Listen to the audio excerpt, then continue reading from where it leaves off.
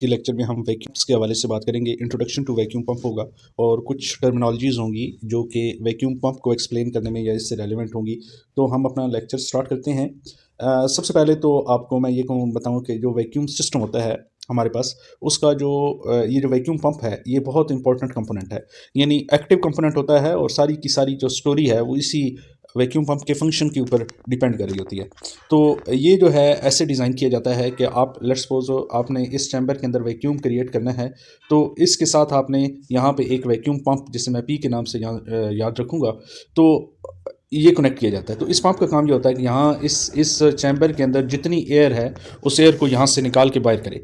अब ये जो एयर निकालना है यानी एयर निकालने की स्पीड है, ये इस पंप की हर एक पंप की मुख्तलिफ होगी, यानी स्पीड के साथ साथ ये कितने लेवल तक इस एयर को रिमूव करने में की एहलियत रखता है, कितनी एबिलिटी है इस पंप की, ये हर एक पंप की मुख्तलिफ होती है। तो यहाँ पे इसी बात को इसने कहा है कि each vacuum pump has limited operating pressure range. मिसाल के तौर पे अगर रफ वैक्यूम पंप है तो उसकी एटमॉस्फेरिक प्रेशर से 10⁻³ टॉर तक उसकी एबिलिटी है कि वो इतने तक वैक्यूम क्रिएट कर सकता है। लेकिन अगर वो अल्ट्रा हाई वैक्यूम क्रिएट करने हैं, जैसे क्रायो पंप्स हैं या सब्लिमेशन पंप हैं, तो उनके केस में वो 10⁻11 तक लेके जाता है, लेकिन उसकी रेंज अपर जो लोएस्ट है यानी मिनिमम जो प्रेशर है वो तो 10⁻11 है, लेकिन वो शुरू करता है 10⁻4 से। तो इसका मतलब ये है कि ये लिमिटेड रेंज है। 10⁻4 अगर आपने क्रायो पंप या सब्लिमेशन पंप लगाने हैं तो उससे पहले आपने ये रफ पंप लगाने होंगे ताकि इतना वैक्यूम क्रिएट करें, क्योंकि इसकी रेंज यहाँ से शुरू हो रही है। तो ये कम्बिनेशन होता है, हर एक वैक्यूम पंप की जो ऑपरेटिंग प्रेशर रेंजेस हैं वो डिफरेंट हैं। तो यहाँ पर इसने यही बात की है कि जो different styles of vacuum pumps होते हैं ये डिफरेंट प्रेशर रेंजेस में एक्टिवेट होते हैं, ये काम करते हैं। अब आपने लेट्स सपोज मैं आपको कह रहा हूँ कि आपके पास ये चैम्बर है, इस चैम्बर के साथ यहाँ पे आपने एक पंप कनेक्ट किया। अब आपने जब ये पंप कनेक्ट नहीं किया, जैसे अब मैं ये कहूँ कि ये पंप पड़ा हुआ है, तो ये जब आपने मार्केट से परचेज़ किया तो इसकी एक उसने एबिलिटी बताई होगी कि ये कितना वैक्यूम क्रिएट कर सकता है। वैक्यूम स्पीड जो उसने लेट्स सपोज हम कहते हैं कि इसने 100 लीटर पर सेकंड इसकी वैक्यूम क्रिएशन की या स्पीड जो है, पंप स्पीड इतनी है। अब ये इसकी पंप स्पीड है, लेकिन अगर इस पंप को आप इस सिस्टम के साथ कनेक्ट करते हैं यानी चैम्बर के साथ कनेक्ट करते हैं, तो अब यहाँ पे कनेक्ट करने के बाद अगर इसकी मैक्सिमम स्पीड ये है ना 100, तो कनेक्ट होने के बाद ये 100 नहीं होगी बल्कि लेस देन 100 होगी।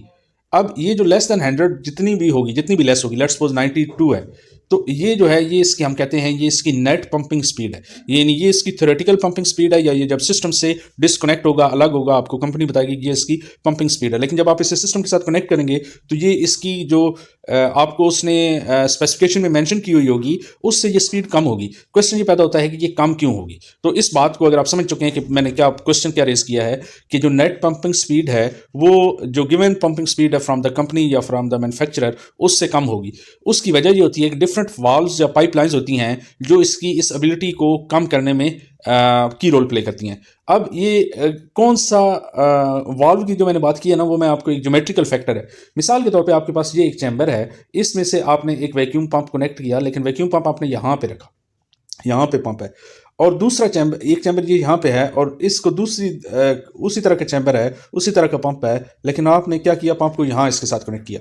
अब ये वाली जो लेंथ है ना, ये अब इसकी कनेक्शन लेंथ है, यानी इस ज्योमेट्री की वजह से ये लेंथ ज़्यादा होगी, तो अब इस पंप के लिए मुश्किल होगा कि उसी साइज़ के चैम्बर से, जितने साइज़ का ये चैम्बर है, उसमें से ये पार्टिकल निकाले बाहर सक करे।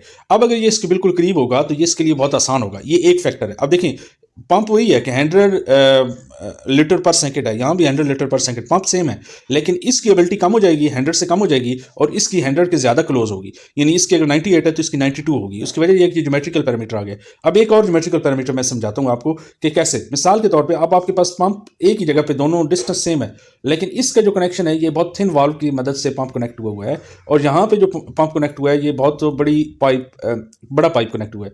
ये ऐसे है जैसे एक बॉटल में से स्ट्रॉ से आप जूस पीते हैं, तो अगर ये थिन होगा तो उसके लिए आपको यहाँ से जूस को सक करना मुश्किल होगा, अगर उसका एरिया क्रॉस सेक्शन एरिया ज़्यादा कर देंगे तो आसान होगा। तो यानी ये ज्योमेट्रिकल पैरामीटर है कि अगर आप क्रॉस सेक्शन एरिया यहाँ पे ज़्यादा कर दिया तो इस पंप के लिए ज़्यादा आसान है, और ये अपनी जो गिवन मैन्युफैक्चरर की तरफ से उसकी गिवन है कि ये इसकी मैक्सिमम